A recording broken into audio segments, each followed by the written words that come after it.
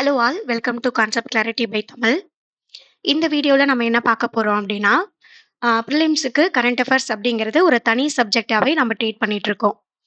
So இப்போ இன்னும் 3 months தான் இருக்கு அப்படிங்கும்போது, பெருசா நீங்க வந்து கரண்ட் அஃபேர்ஸ்க்கு நோட்ஸ் எடுக்கல, இல்ல நியூஸ் பேப்பர் படிக்கல அப்படிங்கும்போது, லாஸ்ட் மினிட்ல நம்ம எந்த மாதிரி ஓரளவுக்கு கோப் அப் பண்ணி நம்ம வந்து பிரிலிம்ஸ் எக்ஸாம எழுதலாம் அப்படிங்கிறதுக்கான என்னென்ன வேஸ் இருக்கு அப்படின்னு சொல்றது தான் இந்த வீடியோ. ஸோ ஃபர்ஸ்ட் மெத்தட் வந்து news paper notes.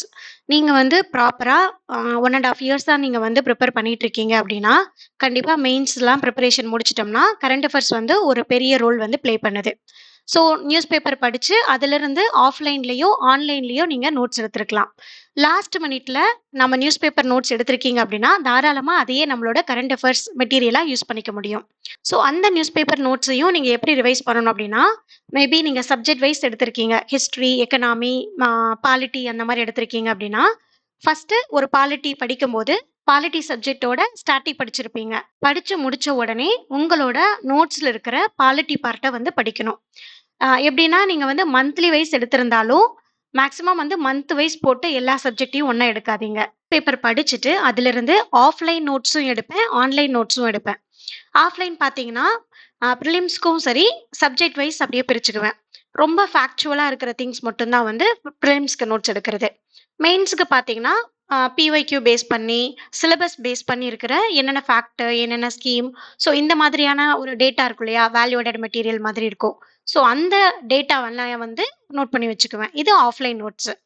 Online notes அப்படிங்கிறது ஒரு டேபிள் ஃபார்மேட்ல, ஃப்ளோ சார்ட் இந்த மாதிரி இருக்கிறது எல்லாமே வந்து ஆன்லைன்ல சேவ் பண்ணி வச்சுப்பேன்.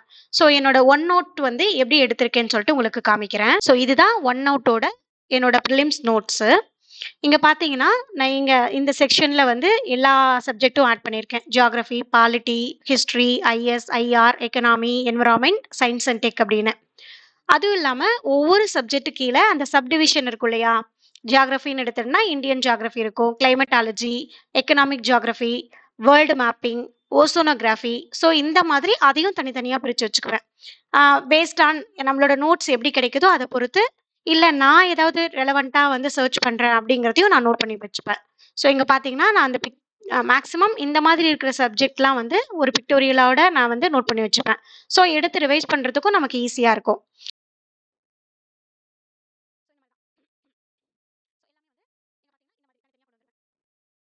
அதே மாரி பாலிட்டிக்கு மொத்தமாவே எடுத்துக்கலாம். பார்லிமெண்ட் எல்லாம் வந்து 2ஆன சாப்டர். ஸோ அதுக்கு தனியா நான் ஏதாவது நோட்ஸ் வேணும் அப்டின்னா, அத தனியா நோட் பண்ணி வச்சுக்குவேன். ஹிஸ்டரியும் அப்படிதான். Ancient India, art and culture, modern history, medieval அப்படின்னு சொல்லிட்டு பிரிச்சு, இங்க பார்த்தீங்கன்னா இப்படிதான். பிக்டோரியலா எல்லா பிக்சர் கிடைச்சிருச்சுன்னா, அதையும் போட்டு வச்சுட்டோம்னா ஈஸியா இருக்கும். நமக்கு படிக்கும்போது அந்த பிக்சர் பார்த்தாவே என்ன கன்டென்ட் நம்ம படிக்க போறோம் அப்படிங்கிறது ஈஸியா ஞாபகத்துல வச்சுக்க முடியும்.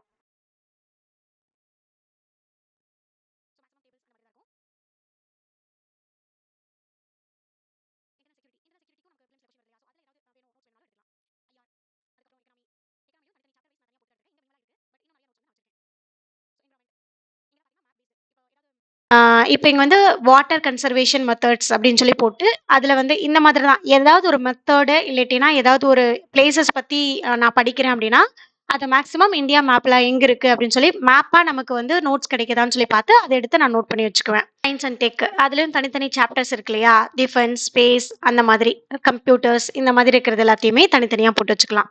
ஸோ இதுதான் வந்து என்னோட ஆன்லைன் நோட்ஸ். நான் என்ன பண்ணுவேன் அப்படின்னா, முதல்ல இப்ப ஐஆர் படிக்கிறேன் அப்படின்னா, என்னோட ஐஆர் ஸ்டாட்டிக் பார்ட்லாம் முடிச்சதுக்கப்புறம், இங்க வந்து என்னென்ன ஐஆர்ல நான் நோட்ஸ் எடுத்து வச்சிருக்கேன் அப்படின்னு சொல்லிட்டு தான் படிப்பேன். மந்த்லி வைஸ் நீங்க எடுத்திருந்தீங்க அப்படின்னா, உங்களுக்கு ரொம்ப கன்ஃப்யூஸ்டா இருக்கும். எத எப்படி படிக்கிறது அப்படின்னு சொல்லிட்டு. இதே நம்ம சப்ஜெக்ட் வைஸ் போனோம்னா, ஈஸியா பிக்கப் பண்ணிக்கலாம். ஒவ்வொரு ஸ்டாட்டிக் முடிச்சதுக்கப்புறம் அதனோட கரண்ட் அஃபேர்ஸ் எடுத்து படிக்கணும் அப்படின்னு சொல்லி. ஸோ நெறைய பேரு நியூஸ் பேப்பர் படிப்போம். ஆனா, அதிலிருந்து நோட்ஸ் வந்து எடுப்போமா அப்படின்னா, டைம் நெறைய கன்சியூம் ஆகும் அப்படிங்கிறதுக்காக நம்ம எடுக்காம கூட விட்டுருக்கலாம்.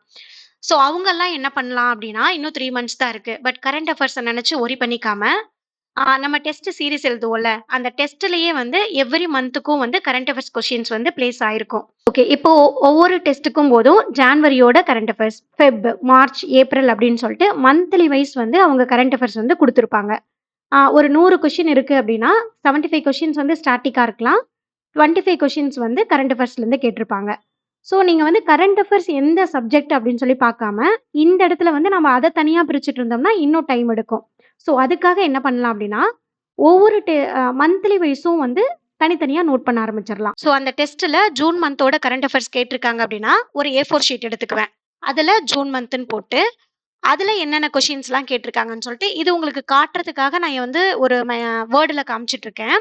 பட் நான் வந்து ஒரு A4 ஷீட் எடுத்து, என்னோட கைப்பட தான் நான் எழுதுவேன்.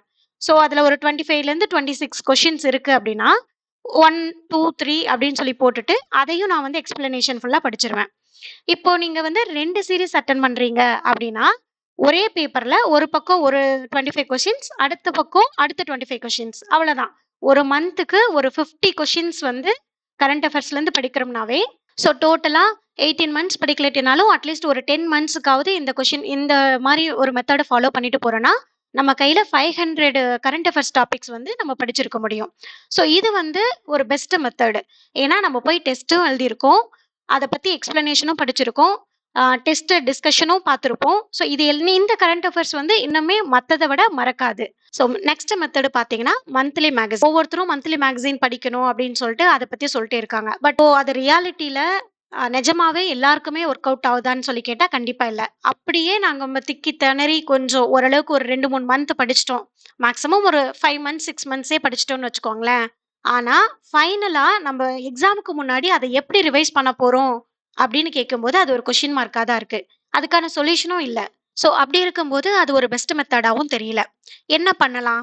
சரி, இதெல்லாம் நம்ம பண்ண முடியல. ஸோ மந்த்லி மேகசின் வச்சு நம்ம எந்த மாதிரி ஒரு அட்லீஸ்ட் நீங்க ஃப்ரெஷரா இருக்கீங்க அப்படின்னா, அந்த மேகசின எப்படி யூஸ் பண்ணிக்கலாம் அப்படின்னு சொல்லிட்டு நான் உங்களுக்கு சொல்றேன். ஸோ நான் வந்து எங்க விஷனோட டிசம்பர் 2025 மேகசின் எடுத்திருக்கேன். நான் ஒரு எக்ஸாம்பிளுக்கு தான் எங்க விஷனோடது எடுத்திருக்கேன். ஸோ இந்த மந்த்லி மேகசின் எடுத்துட்டு, இதுக்கு முன்னாடி நான் என்ன சொல்லியிருக்கேன், நீங்க ஒவ்வொரு சப்ஜெக்ட் படிச்சாலும் பிஒய்க்யூ பாருங்க, பிஒய்க்யூ பாருங்கன்னு சொல்லிட்டு நான் நெறைய தடவ இன்சிஸ்ட் பண்ணது இதுக்காக தான். உங்களுக்கு காட்டுறேன். நான் பிஒய்க்யூ என்னோட பிஒய்க்யூ ட்ராக்கர் இருக்கு இல்லையா? ஸோ இப்படிதான் இருக்கும். ஒவ்வொரு சப்ஜெக்ட் படிச்சு முடிச்சதுக்கப்புறம், அங்க என்ன பிஒய்க்யூல டாபிக் இருக்குன்னு சொல்லி பார்த்துட்டு, முடிஞ்ச அளவுக்கு அந்த அக்ரிகல்ச்சர் அப்படின்னு சொல்லிட்டு இருக்குன்னா, அந்த அக்ரிகல்ச்சர்ல என்னென்ன மேஜர் டாபிக் கேட்டிருக்காங்க அப்படின்னு சொல்லிட்டு அதையும் நான் நோட் பண்ணி வச்சிருப்பேன். Money supply. ஸோ இந்த மாதிரி என்னென்ன மேஜரான டாபிக் கேட்டிருக்காங்க, முக்கியமான ஒரு டாபிக்ல அந்த கொஸ்டின் பிளேஸ் ஆயிருக்குல்ல. ஸோ அதெல்லாம் என்ன அப்படின்னு சொல்லிட்டு அதையும் நான் வந்து நோட் பண்ணி வச்சிருக்கேன். இப்ப என்விரான்மென்ட் அப்படின்னு சொல்லி பார்த்தீங்கன்னா, ecology, ecosystem and function ecosystem. இதுல இந்தந்த கொஸ்டின்ஸ்லாம் கேட்டிருக்காங்க. பயோடைவர்சிட்டியோட questions, environmental loss, environmental organisations, pollution, climate அப்படின்னு சொல்லிட்டு நான் அந்த சாப்டர் படிச்சதும் இல்லாம, அந்த சாப்டருக்குள்ளார என்னென்ன கொஸ்டின் இருக்கு, அதனோட டாபிக் நேம் என்ன அப்படின்னு சொல்லிட்டு அதையும் நான் நோட் பண்ணி வச்சிருக்கேன். இப்போ நீங்க மந்த்லி மேகசின் போகும்போது, இப்ப பாலிட்டி படிக்கிறீங்க. பாலிட்டி ஸ்டாட்டிக் முடிச்சதுக்கு அப்புறம் தான் இங்க கரண்ட் அஃபேர்ஸ் வரணும். நீங்க இந்த மாதிரி பார்க்கும்போதே உங்களுக்கு தெரிஞ்சிரும். நீங்க அந்த மாரி பிஒய்க்யூ ரெஃபர் பண்ணிட்டு வர்றீங்க அப்படின்னா, இந்த டாபிக்ல எது பிஒய்க்யூ ரிலேட்டடா இருக்கு அப்படின்னு சொல்லிட்டு. ஸோ அந்த மாதிரி டாபிக் பிக் பண்ணி, ஒண்ணு ஹைலைட் பண்ணி வச்சுக்கலாம். இல்லாட்டினா நீங்க ஒரு ரவுண்ட் மாதிரி ஏதாவது மார்க் பண்ணி வச்சுக்கலாம். ஸோ மார்க் பண்ணி வச்சுட்டு, ஃபைனலா ரிவைஸ் பண்ணும்போது, நீங்க ஒவ்வொரு சப்ஜெக்ட் படிச்சு முடிச்சதுக்கு அப்புறம் ரிவைஸ் பண்ணுவீங்களா? அந்த டைம்ல முன்னாடி இருக்கிறத இந்த இண்டெக்ஸ் மட்டும் எடுத்து பார்த்து, ஸோ இங்க டாபிக் இருக்கிறது வந்து லோக்பால் இன் இந்தியா அப்படிங்கிற ஒரு டாபிக் இருக்கு. ஸோ அந்த டாபிக் கீழ நம்ம என்ன கரண்ட் அஃபேர்ஸ் படிச்சோம் அப்படின்னு சொல்லிட்டு ஆல்ரெடி நீங்க படிச்சிருப்பீங்க இல்லையா? ரிவைஸ் பண்றதுக்கு இந்த மெத்தட் மட்டும் தான் யூஸ் பண்ணணும். உடனே உள்ள போய் கன்டென்ட் என்ன, லைன் பை லைனா திரும்ப படிக்க ஆரம்பிச்சா நமக்கு டைமும் வேஸ்ட்டும், அது ரிவைஸ் பண்ற மாதிரியும் இருக்காது. படிக்கிறீங்க அப்படின்னா, முன்னாடியே மார்க் பண்ணி வச்சுட்டீங்க அப்படின்னா, ஈஸியா இருக்கும். ஓகே, இந்த டாபிக் மட்டும் தான் நீங்க இந்த மேகசின்ல படிச்சிருக்கீங்க அப்படின்னு. ஃபைனலா நீங்க ஒரு 500 டாபிக்ஸ் படிச்சாலும் சரி, அத ரிவைஸ் பண்ணும்போது எடுத்து பார்க்கறதுக்கு உங்களுக்கு ஈஸியா இருக்கும். இது வந்து மந்த்லி மேகசின எப்படி படிக்கிறது, பிஒய்க்யூ வைஸ் அப்படின்னு சொல்லிட்டு இன்னொரு மெத்தட். நெக்ஸ்ட் பார்த்தோம் அப்படின்னா, பிடி 365. பிலிம்ஸ்க்கு முன்னாடி வந்து பிடி 365, மெயின்ஸ்க்கு முன்னாடி மெயின்ஸ் 365 அந்த மாதிரி குடுப்பாங்க இல்லையா? அந்த இயர்ல நடந்த எல்லா முக்கியமான இப்ப எப்படி நம்ம பிஒய்க்யூ பேஸ்ல படிக்கணும்னு சொன்னோமோ, அதே மாதிரி அவங்களும் அனலைஸ் பண்ணி பிஒய்க்யூ, இம்பார்ட்டன்ட் டாபிக் எல்லாத்தையும் எடுத்து அனலைஸ் பண்ணி ரொம்ப ரொம்ப முக்கியமான ஒரு 100 டாபிக்ஸ்க்குள்ளார குடுத்திருப்பாங்க. ஸோ இங்க வந்து பிடி 365 வந்து பாலிட்டி, கவர்னன்ஸ் அண்ட் சோஷியல் இஷ்யூஸ்ன்னு சொல்லிட்டு தனியா ஒரு பிடிஎஃப் குடுத்திருக்காங்க. இது வந்து ஏப்ரல் 2025ல இருந்து நவம்பர் 2025 வரைக்கும் கவர் ஆயிருக்கும். இங்கேயும் அப்படிதான். உள்ள பார்த்தீங்கன்னா மேக்ஸிமம் எவ்வளவு பேஜஸ் இருக்கு? 86 பேஜஸ் இருக்கு. இதுலயும் பார்த்தீங்கன்னா, டோட்டலா ஒரு 10 ஆர் நீங்க முடிக்கும்போது பிலிம்ஸ்க்கு முன்னாடி வரைக்கும் பார்த்தீங்கன்னா, ஒரு 15 டாக்குமெண்ட்ஸ் பக்கமா அவங்க வந்து ரிலீஸ் பண்ணியிருப்பாங்க. ஸோ நம்ம ரிவைஸ் பண்ணும்போது இவ்ளோ 15 டாக்குமெண்ட்ஸ், ஒரு டாக்குமெண்ட்ஸ்க்கு 100 பேஜ் அப்படின்னாலும், கிட்டத்தட்ட 1500 பேஜஸ் வருது. ஸோ அவ்ளோ பேஜஸையும் நம்மளால ரிவைஸ் பண்ணிற முடியுமான்னா, அதுவும் முடியாது தான். இங்கேயும் முக்கியமான டாபிக் படிச்சாலும், நீங்க இத 1 டைமோ, 2 டைமோ நீங்க ஃபுல்லா படிச்சிருங்க. ஆ லைக் இப்ப நீங்க அந்த சப்ஜெக்ட் படிக்கிறீங்க அப்டின்னா, இதுலருந்து ஒரு 10 பேஜஸ் டெய்லி அப்டின்னு சொல்ட்டு, அந்த மாரி பிரிச்சு படிச்சு முடிச்சதுக்கப்புறம், பாலிட்டி டெஸ்ட் எழுத போறோம். நம்ம ரிவைஸ் பண்ண வரும்போது, இந்த இண்டெக்ஸ் பேஜ் மட்டும் தான் இருக்கணும்.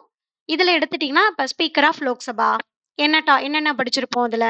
கரண்ட் அஃபேர்ஸ்ல என்ன படிச்சிருக்கோம்னு சொல்லிட்டு, நீங்க ஆக்டிவ் ரீகால் பண்ணி திரும்ப திரும்ப பார்க்கணும். அடுத்தது அத முடிச்சதுக்கப்புறம் ஆன்டி டிஃபெக்ஷன் லா. எந்த அளவுக்கு முடியுதோ, இப்ப எடுத்த உடனே நம்மளால 100% ரீப்ரொடியூஸ் பண்ண முடியாது. ஸோ அதுக்காக உங்களால ஸ்டார்ட்டிங்ல ஒரு 25% பண்ண முடிஞ்சாலும் தட்ஸ் பெட்டர். போக போக அப்படியே கிராஜுவலா இன்கிரீஸ் பண்ணிக்க முடியும். 50%, 75%ன்னு சொல்ட்டு, உங்களோட ரிவிஷன் ஸ்ட்ராட்டஜி இந்த மாதிரி தான் இருக்கணும். திரும்ப நீங்க எடுத்து ஃபர்ஸ்ட் பேஜ்லருந்து 86 பேஜ் வரைக்கும் நீங்க படிக்க ஆரம்பிச்சீங்கன்னா, இது கடைசி வரைக்கும் நம்மளால படிக்கவே முடியாது. ஸோ ஃபைனலா ஒரு சம்மரி மாரி பார்த்துரலாம். என்னென்ன வேல இப்ப லாஸ்ட் மினிட்ல நீங்க கவர் பண்ணணும்னா, நியூஸ் பேப்பர் நோட்ஸ் எடுத்திருக்கீங்க. Offline, online. சப்ஜெக்ட் முடிச்சதுக்கப்புறம் வந்து சிஏ வந்து ரிவைஸ் பண்ணுங்க. இல்ல அப்டின்னா, டெஸ்ட் சீரிஸ்ல அட்டெண்ட் பண்ற கரண்ட் அஃபேர்ஸ கேர்ஃபுல்லா ஒரு A4 ஷீட்ல எழுதி அத ஃபாலோ பண்ணுங்க. அதுக்கப்புறம் இந்த மந்த்லி மேகசின நம்ம லீஸ்ட் மெத்தடா வச்சுக்கலாம். அதுக்கப்புறம் பிடி 365 அதுவும் வந்து கவர் பண்றீங்க அப்டின்னா, ஓரளவுக்கு ஒரு 2 டைம்ஸ் நீங்க கவர் பண்ணதுக்கப்புறம், இண்டெக்ஸ் பேஜ் மட்டும் எடுத்து வச்சுக்கிட்டு ஆக்டிவ் ரீகால் பண்ணி பாருங்க. ஃபைனலா நீங்க மந்த்லி மேகசினே ஆல்ரெடி படிச்சிருக்கீங்க அப்டின்னா, அதே பேஸ் பண்ணி ஹைலைட் பண்ணி வச்சிருக்கிற பாயிண்ட்ஸ் மட்டும் ஆக்டிவ் ரீகால் பண்ணி பாருங்க. அதுவும் பிஒய்க்யூ வைஸ் இருக்கிற கொஸ்டின்ஸ் வந்து ரொம்ப ஒரு இம்பார்ட்டன்ஸ் குடுத்து படிக்கிறது இன்னும் பெஸ்ட்டா இருக்கும்.